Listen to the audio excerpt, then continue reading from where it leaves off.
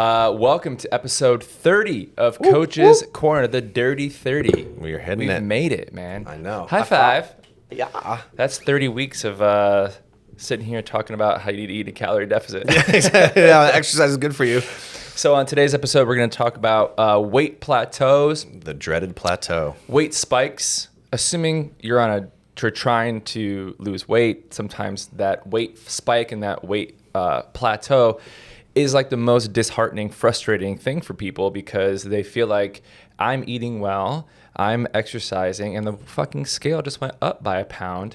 Just is fluctuating in the same 2 pounds for a month. Or you're just stuck, right? Yeah. And it's one of those things we see all the time, and I think it's one of the biggest reasons why people quit dieting is they're under this impression that it's not working anymore. Yep. That they've plateaued. So what we want to do in today's episode is just kind of lay out all of the reasons, and of which there are many, that your weight, not if, but when it's going to plateau, because it's really important to understand that weight loss is not linear.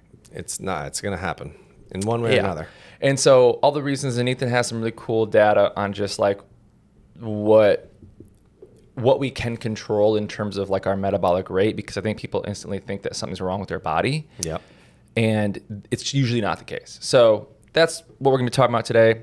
This is something that I personally talk with clients about almost every day. Yeah. Is walking them back on why their scale is plateaued and why it's not as big of a deal as they think that it is. Yeah. I mean, I'm working with my little star weight loss guy right now. You know, he's lost almost 50 pounds in a year. That's amazing. Crushing it. But, just been consistent, like solid, nice, easy weight loss, no crazy spikes, super meticulous. And he is like, he will measure a bite of French fries. Like he is on his calorie intake measurement, but he's probably been at the same weight for like a month. Mm-hmm. And he's just, he's getting frustrated. He's like backtracking and looking at dates, it's his mind. He's so invested. He just can't help it. Right. And it's just been interesting because he's still on board, but it's just, fundamentally it's nothing. You feel like you seeing him lose the... It's anything. He's diving in deeper, but he just wants to see it move, because Right. he's patient. But a month in, I get it. Totally. You have completely wrapped your efforts and identity in this, and it's just not quote working like you think it is, and you're so used to seeing such consistent progress for so long that. And he was quite, he's definitely on the more heavy set side, and unquestionably, I think when you're more heavy set, the loss is easier. Did you adjust his calories downward after Well, you lost weight? well, we did a refeed right now. Okay, well then that would explain it. And right? well, because he was in a pretty strong caloric deficit, like definitely more than 20 for a very long time. Hence, 20 calories? Yeah, just 20 calories. That's crazy, bro. So just one more bite. That quarter of a French fry. But yeah, so it is interesting to see because I can understand how it'd be very frustrating, I mean, listen, when I did my big, transformation a couple years back, I lost like 30 pounds quick. Yeah. And like got shredded quick. And then it was just like, I think 6 months went by and it was just like this. It was like up, down, up, down, up, down, up, down. But like basically the trend line was straight across for 6 months. But I think it's important that people just understand what's happening. And so what I want to do is let's just break down the difference between fat loss and water weight retention, because fundamentally the reason most people are quote unquote plateauing is some form of weight retention, water retention. Theoretically, not even theoretically, I think very empirically, like if you are in a calorie deficit, you are burning fat, unless you're some like 1% of the 1% anomaly with some crazy disease or disorder or dysfunction. But for the most of us, it's usually just because our body weight has dropped and we have not adjusted calories downward to compensate for our lower metabolism, which I think we're going to get into a good bit. That's a big one. So, if you're 200 pounds, right, and then you lose 50 pounds and now you're 150, a 200-pound person requires more energy in the form of calories to move throughout space and time, right? Yeah, there's just more mass. Move their bodies. There's more mass to move. But now a 150-pound person doesn't require that same amount of energy. And so maybe 1,800 calories got you from 200 pounds to 150, but now 1,800 at 150 might be more like maintenance. Yep. And now you got to go to like 1,500 to continue off. And that's, I think, one of the biggest, not biggest mistakes, but it's definitely a hiccup that people on fat loss don't adjust downward when they lose significant weight. Yeah. And that's the thing is, like, I think when you have more mass to lose, you have the ability to lose it quicker. But then it's like as you get more and more to I would say like a healthy body composition, or you get leaner, basically, the margin for error becomes a lot less. Yes. So if you're a very large person, you're going to have a lot. Change your food choice. Yeah, and you're just going to have that much more. Like if you weigh 350 pounds, just as an example, your daily caloric expenditure is pretty high. Right. Even if you're sedentary, you have all of that body to keep alive, and it takes a lot of energy. Mm-hmm. And so as you kind of come into a leaner state, the margin for error is going to be a lot less. And so you have to get more detailed, you have to be more strict, and you just have to really dial it in order to make sure you're still appropriate with your numbers. And I think that touches on how psychology, the way our minds work, it's very binary. Yep. Like, well, no, because this is what worked before, and 1 + 1 = 2, and I worked out, and I ate well. Therefore, I should continue to see the same. But that's actually not the way it works. And biology is much messier and much more reactive on the way we're eating, how we slept, how our stress levels are, our sodium levels, where psychology is much more binary of like, no, 1 + 1 = 2, period. But so it really is a mindset shift when you hit these plateaus. And we're talking strictly calories, and then we're going to talk into other reasons why your scale might not be moving. But if in fact it's like your guy here, he's frustrated because he is doing everything right and not seeing it, but then also you did a refeed and you're probably going to adjust calories down afterwards. And so it's just like that mindset of seeing the bigger picture. Yep. And shifting it to like, we all want to eat more food, but we also big picture want to lose weight. And in order to continue weight loss, we have to adjust food down to compensate for our smaller bodies. Yeah, you just have to. And I think, patience. Like I think even like a month, it's like you see the scale not moving for a month and you're just like, oh, this is like so long. Like I'm so stuck. And it's like, it's really not that long of a period of time. And I think it's just like taking the step back and understanding that like, this is a process of a lifestyle. And fundamentally, that's something I keep saying to him. Like, it doesn't matter. Like nothing really should change. And your workout shouldn't change. You paying attention to what you eat shouldn't change. And regardless of what the scale is saying, like this is the way forward. Mm-hmm. And through this process of continuing to participate vigilantly, it will move again. Whether or not we have to drop the calories a little bit more or pay attention to how many steps you're taking and making sure you're moving more throughout the day or whatever it is, it will eventually move. But you can't giving up is not going to be the answer. That's just the fundamental truth, is that the avalanche effect, as they call it, of like once you hit that plateau, it's not working anymore. Fuck it. And then all the patterns go out the window, and it just doesn't matter. The lifestyle stays the same. And it's like the reason that you're frustrated is because you don't want to fail, but then in your efforts of the fear of failure, you then quit, which ensures the very thing that you're so afraid of happening, which is failure. Exactly. Yes. And then that's exactly it. The juxtaposition that occurs, right? So that's like one way that you could be seeing weight retention. Another way, and I would say more common on like a more of like, so that's like big picture. Like that's assuming you've already lost 20, 30, 40 pounds and you've dramatically shifted you're the size of your body, and now you have to regulate downward to continue seeing weight loss. But that's like a good problem to have, because that means you've probably made some really good progress. Yeah. But now in the interim, like on a day-to-day basis, people get really frustrated because they can just shoot up kind of out of nowhere 2 or 3 pounds in a day. And this is what I see most common. And like there's some obvious ones, like for women, it's like your menstrual cycle. Like, like you're probably going to see a weight spike when it's that time of the month. The problem is that most people do not weigh themselves frequently enough to have enough of that data to see these trends over time, and then to like sort of get that exposure therapy to it. So that way when they do spike up, they're like, oh yeah, well that explains it. Yeah, that makes sense. This correlates month after month. Right. So they might start a program, they're 2 weeks into the program, all of a sudden they get their period, and all of it, but like they know it, but like there's like that, not that like quick association with it. And they're just like, what the hell? I'm up 3 pounds. This is so frustrating. Yeah. And it's like, is that time of the month? They're like, yeah. I'm like, well, there you go. Mm-hmm. So it's like, that's another one. Probably the biggest though is just sodium. Salt. It's just water weight from salt. And this is why when you're on a fat loss program, food choice is so important, because like for sure, if you know that you're under calories, but you're eating out, then you are losing fat. You are. Yep. But the rate at which your body burns fat is like a fraction of the rate at which it can retain water. And so hypothetically, you could put on, like it might, like let's just say you were on a very moderate fat loss, 0.5 pound to 1 pound a week.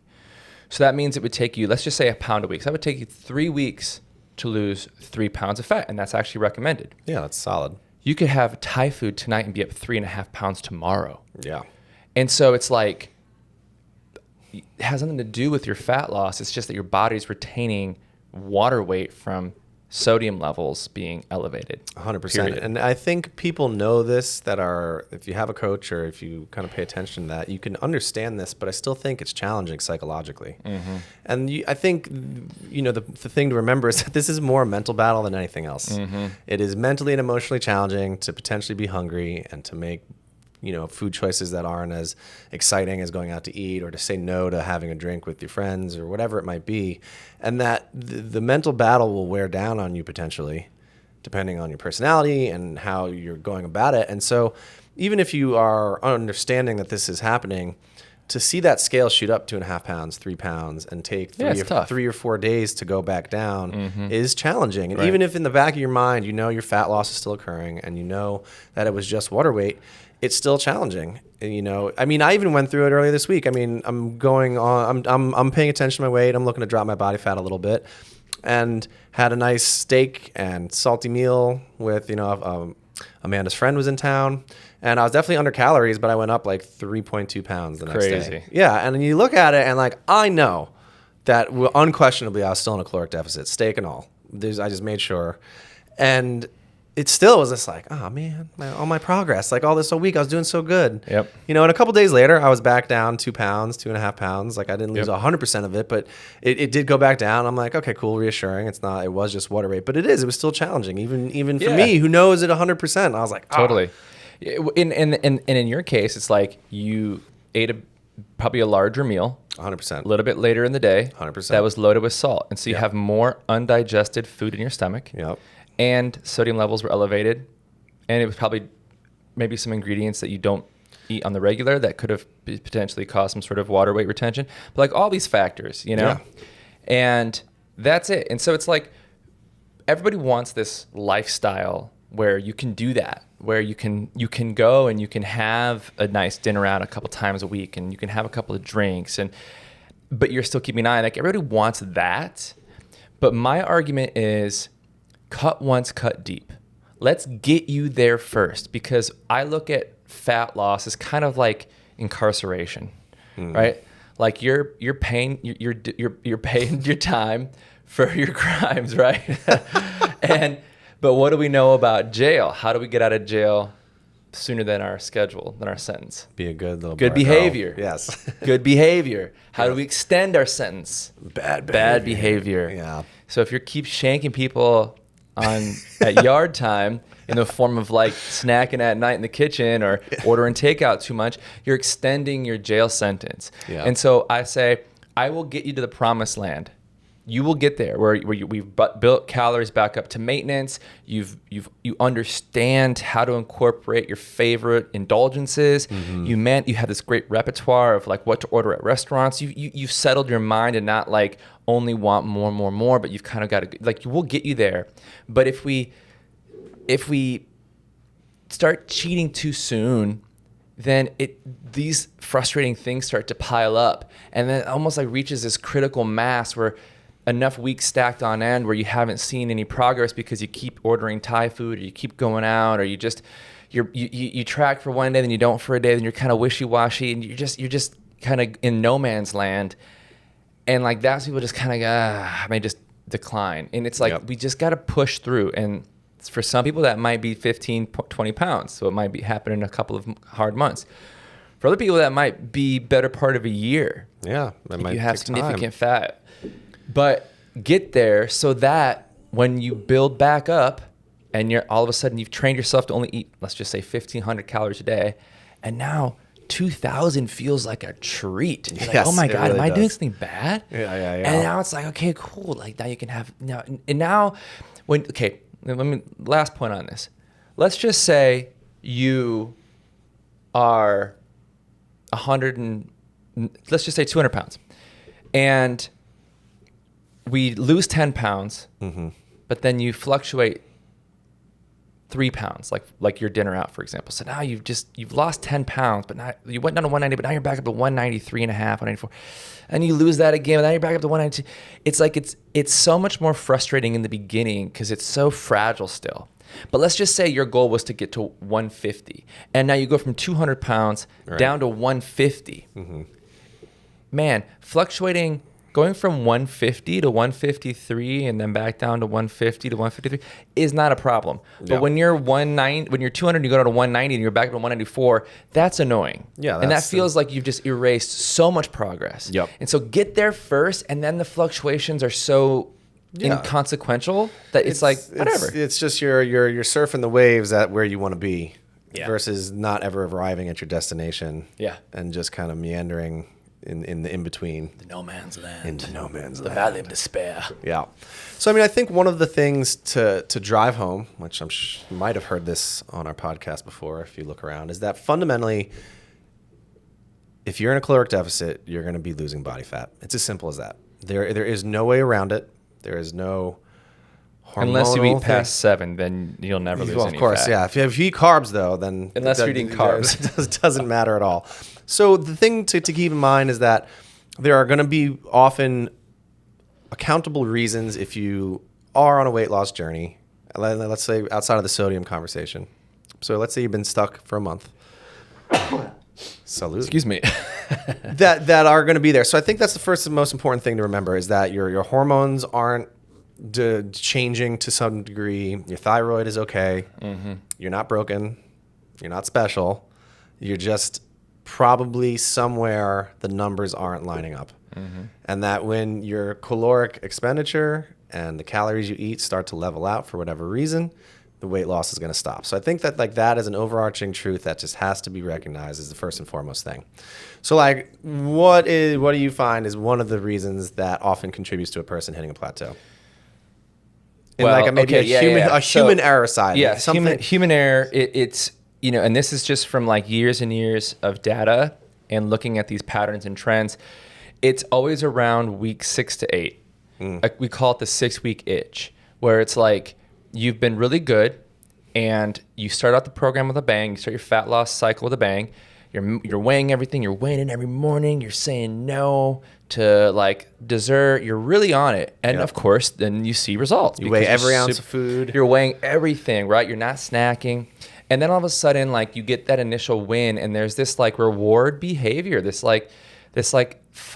premature sense of accomplishment. The job is done now, mission accomplished. And people just naturally start to, it's human nature. You got to remember, our brains are like little computers and it's always looking for efficiencies. And so once we've repeated the same process 100 times, we kind of go on autopilot. And now instead of weighing the cream in our coffee, we just kind of eyeball. I think that was about 2 ounces. I've weighed this so many times. I know what it looks like. I know how much rice that is. And I'm just as guilty as that. That's the easiest one, I think. And so that is called unintentional underreporting. We just naturally start to eyeball things, round corners, guesstimate, just little things that we think we're going to track later that we forget we ate. And I do that constantly. I have gummy bears in the cupboard and I like to eat them before a workout just to get that quick little 100-calorie jolt of carbs in my body before I lift weights. But it's 100 calories and it's just I'll eat it and I'll think, I won't forget. But then I'll be laying in bed and I'm like, I did it again. I forgot to add it. And you guys are probably thinking you fucking meathead. You're laying in bed. That's what you worry about when you lay in bed is the 100 calories of gummy bears you didn't log. No, but the idea is that I'm a 20-year veteran and I'm still doing that shit. So what are you doing, right? What do you think you're doing that you think that you are more keen than me? Doubt it. So it's if I'm doing that, then you're probably forgetting a couple hundred. Yes. And the not measuring and eyeballing is something I just run into all the time. Totally. You just do it so much day in and day out. You get so dogmatic with it that all of a sudden you're like, oh, I think that chicken breast is about right. I'm like, well, you weighing your food still? I'm like, no, I'm just eyeballing it. But I know about that. Right. And you're just like, I've seen it in groups where you do a guesstimation. You measure something out and you think you know how much it is, and then you actually weigh it to see what it is. Mm-hmm. And you would be surprised, And it's also like we were just talking about, like little snacks, like you're cooking dinner and all of a sudden you're tasting your little fajita steak as you go. Yep. And you're having some bites of this here and some bites of that there. And you're just like, oh, it's just a couple bites. I'm just doing it. Mm-hmm. Or, you have a handful of chips, like your partner's got a bag of chips. Yeah, a little pop of chip here. Like, oh, yeah, let me try those. Oh, those are good. Around. And, depending on how many calories you have in a day, if you're, 300 calories that are kind of sneaking in there, right, can make a difference. For sure. Yeah. Like thinking of it this way, right? Like if you're especially like if you're already a smaller person, mm-hmm, and your margin for error is so small, it's like your maintenance might only be 1,700 calories a day, and so then to like see fat loss, it means that you're eating 1,400 calories a day or 1,300 calories a day. Yeah. That means there's only a 300 calorie margin for error. Right. And everything that you and I just described, the couple of chips here, a little dash of that there, I didn't log the olive oil that I had. That could be 300 calories, and that might seem like annoyingly specific, but you just have to trust us that is the margin.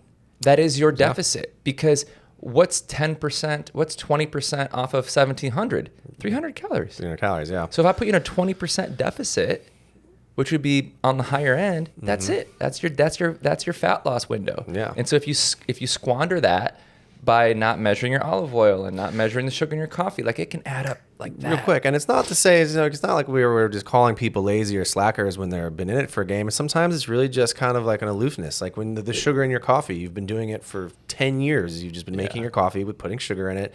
You're in autopilot when you're tired in the morning. It's not like you're like, oh, I'm not going to report this sugar.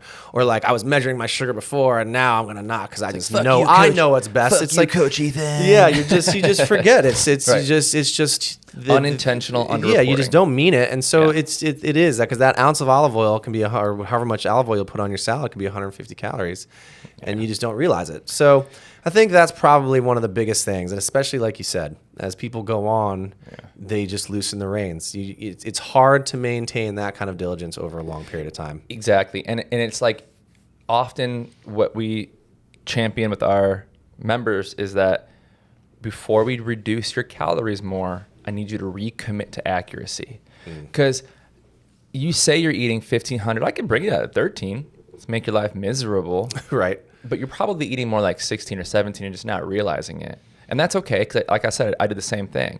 So instead of dropping calories unnecessarily, why don't we just recommit to accuracy? Yes. And really just make it it's gamify it in your head. I'm going to weigh fucking everything for a week. And let's just see if that helps nudge the scale down a little bit. Yep. Right? So like, I think the first thing is sodium, eating out. Like I hate, like it sucks that this is the truth, but it just is.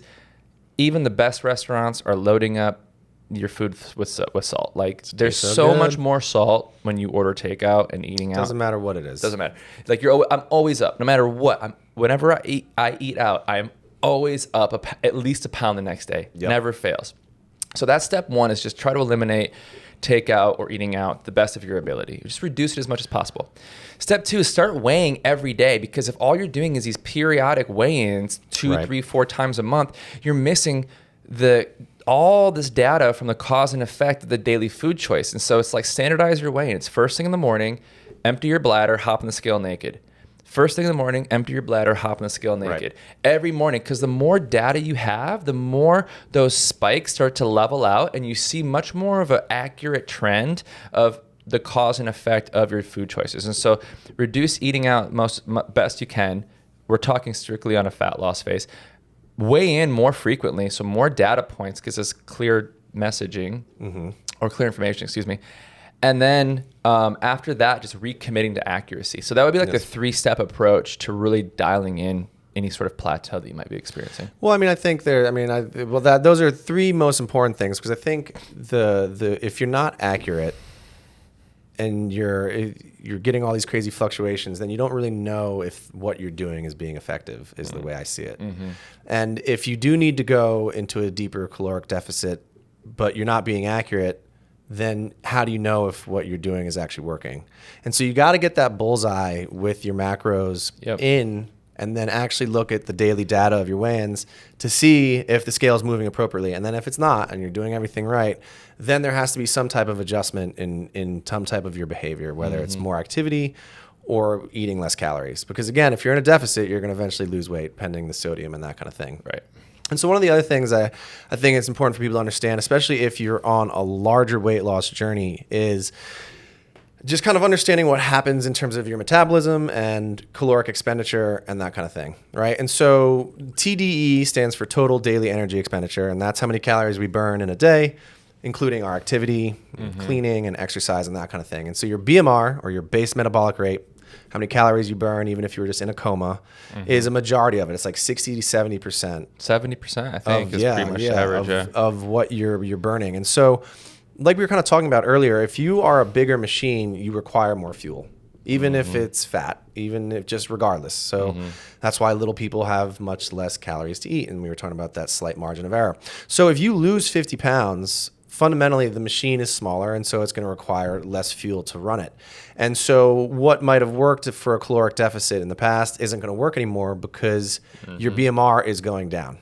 And, there's this whole thing that people talk about with starvation diet, and that your body starts to hold on to calories and doesn't lose weight if you're in a caloric deficit. And that's fundamentally not true. No.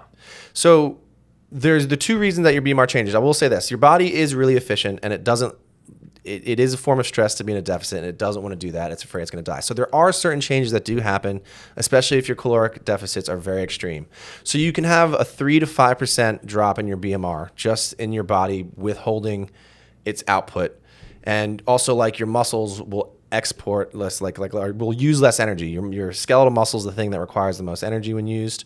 And so those things can hold back, but that's only 3 to 5%. It's pretty minimal. And that's if you're in an extreme deficit. And that makes sense. It's like you're eating less food. Your body is just instinctually conserving energy. Yeah, it's conserving energy. Yeah. But really what happens is that it's like if you were to throw on a 50-pound weight vest right now and live your life, do your dishes, vacuum, clean out the cups in your car, go for a walk, you're going to be working a lot harder. Yeah. So the same thing would be to say if you lost like 50 pounds. You're working less hard. You're working less hard. Right. So the things that you do throughout the day, the exercise you do, everything, getting in and out of bed, taking a shower is just all going to, just moving. Cleaning the house, washing the dishes, walking the dogs. Is going to require less fuel. Right. And so your non-exercise activity throughout the day, I believe, is the second highest expenditure, 15%. And so that's the thing, like we were just talking about, doing the dishes, just living your normal life. So now, not only is your organism less, so therefore requiring less fuel, all of your movements are easier and requiring less fuel. So now your caloric expenditure is going down, and that deficit might not be there as much. And then the other thing to consider too, is that when you're first starting out, most people are exercising. They're committing to some type of running, an aerobic activity, and a lot of time they're doing some type of weight training. And body being what it is, it adapts to those things as well. And so the efficiency at exercise goes way up. Your body just gets better at exercising. And so the kind of demands that a workout might have are now going to go down because your body's just gotten better at it because you've been consistently exercising.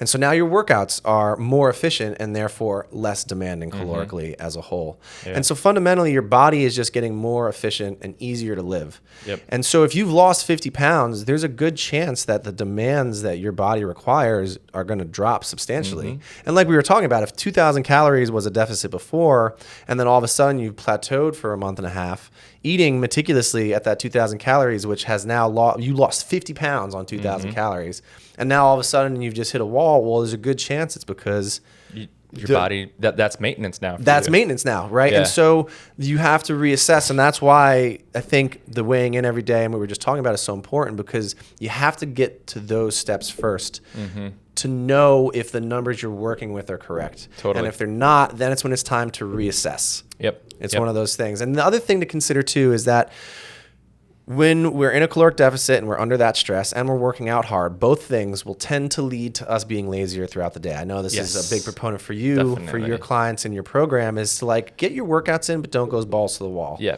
Because often if you hit a crazy like CrossFit or super boot camp workout, the odds that you're going to be lazier throughout the day are much higher. Yeah, there's an instinctual compensation and energy balance. Yeah. And so after effort, after extreme exertion, we just sink into the couch. Our bodies try to balance the scales by moving less for the rest of the day. Also, just keep in mind, even that crazy boot camp that you just did, you think you're really doing some. If the primary goal right now is fat loss, and you go and you crush a hard boot camp or cross workout, that's only 400 or 500 calories. It's not as much as you think, and it's very easy for your body to just move less and increase appetite signals a little bit more, and all of a sudden, 24 hours later, your body has balanced out that energy deficit. 100%, yeah. Exercise is actually the thing that accounts for the least amount of your caloric expenditure. It's only 5 to 10%. Only 5 to 10%. And so the actual food you eat requires more energy to digest and assimilate than exercise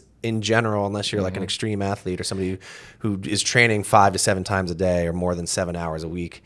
You know, so it's like to think it's just that exercise really isn't going to be taking the big bite out of your caloric expenditure. No pun intended. And to your point, it's so, I mean, I've been training really, really hard lately. I've been on this extra kick. I've been really wanting to just... He wore his We Lift Heavy Shit shirt. I did. I got a shirt that says We Lift Heavy Shit. Another homage back to me and Justin's Strength RX days. Yeah. But I absolutely noticed, man. First off, I get home and I'm ready to sleep. I'm just so wrecked. But I just want to get home and lay down immediately. Yeah. I am just the end of the day. Even walking up the stairs, I was walking up them so slow because my quads were so sore, and I'm just literally like slunking up the stairs where normally I'm coming up to your place. You're skipping up there. I'm just charging up, you know. So it is. It's just I'm seeing it, and I'm forcing myself to like spin my staff and go on walks anyway. Yeah. Even though to just know. Yep. That is when we look at activity, it's like we want to have our training, which is to improve muscle mass, to improve bone density, to improve a skill, mobility, your vitality, your heart health, all the good things that exercise and like training, like not just like, you know, walking, but like training does for us.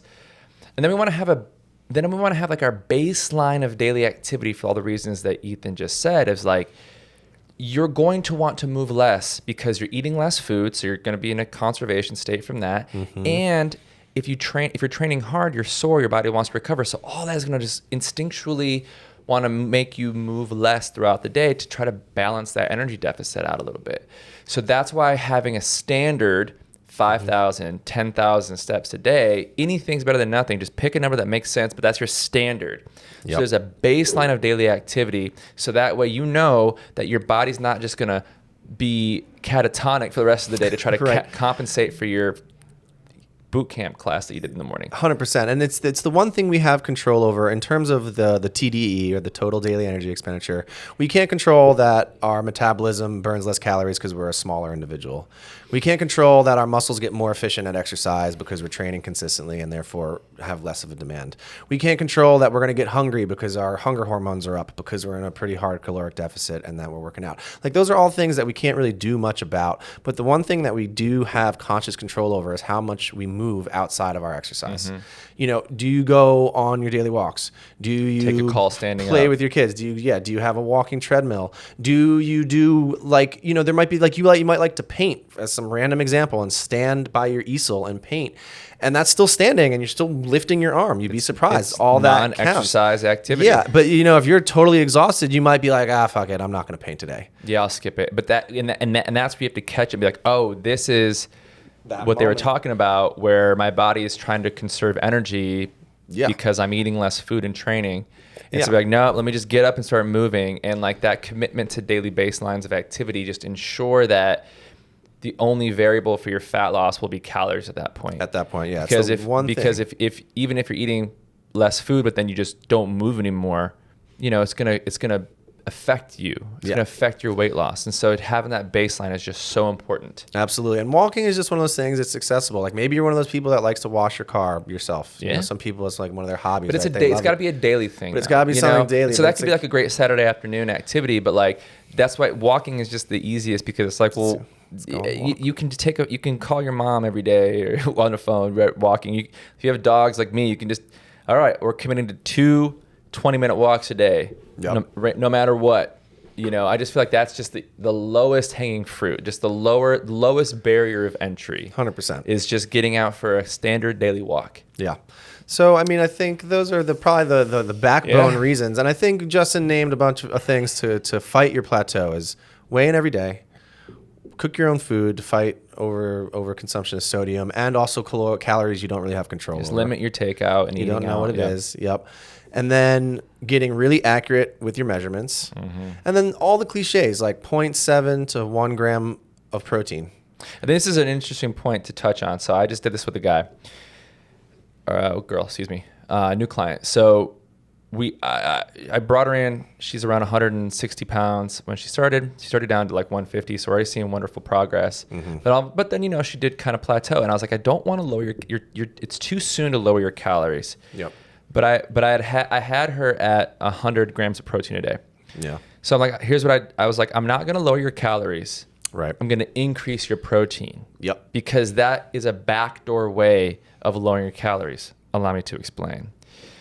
Protein is the most thermogenic macronutrient, meaning that it burns 30% of its calorie count by simply digesting it. So without having to lower her calories, I can raise her protein, which is a double win because it makes her feel more satiated. It makes her feel as though she's eating more food. Yep. But after your body digests that extra 50 grams of protein, 30% of the calories of that protein just go to digestion alone. Just gone instantly. So it's a much more thermogenic macronutrient. So I was like, I don't want to lower your calories, but I'm going to bring your protein up. Yep. And voila, she's down 2 more pounds now. So to Ethan's point, make sure you're getting 0.7 to 1 gram of protein per pound, because it's just the best way to not have to lower your calories or your quantity of food, but still benefit from a deficit. 100%. And as Justin said, it satiates you so much more, helps keep your lean mass on. It's just all there are just tremendous amount of benefits from eating a ton of protein. And look, if that's got to come from some protein shakes and protein supplements, or just, you know, whatever it is, you know, even if it's a very convenient or easy way to do it, just get it in, make it happen. And so I think that paying attention to your sleep is going to be super important. Right, you know, if you're doing everything right and things aren't moving and you're just getting terrible sleep, you're messing with your metabolism, and you're just not getting the chance to recover from your workouts if you're exercising. And I've read that a majority of weight loss actually happens in your sleep. Yeah, your body temperature rises. Right? The same reason that a lot of your protein synthesis, or if you're building muscle, happens when you're sleeping. So sleep is super important. It's just when your whole body gets to do its thing, and just make sure you're safe and sound. You know, I think also to the best of your ability, like avoiding. I mean, it's hard to say, but you know, another tip is like avoiding extreme emotional situations and high stress, so you don't fall to like emotional eating. You know, and like don't go visit your parents. I mean, look, trying to lose sometimes fat. life is just stressful, but I think those are moments, especially when you're hungry. Yeah. That just to keep that in mind. I don't know, any other tips that you would say to help avoid? Yeah, I think that's it. Sleep is a big one. I think stress management, so like some breath work in the morning, just kind of set the tone for the day.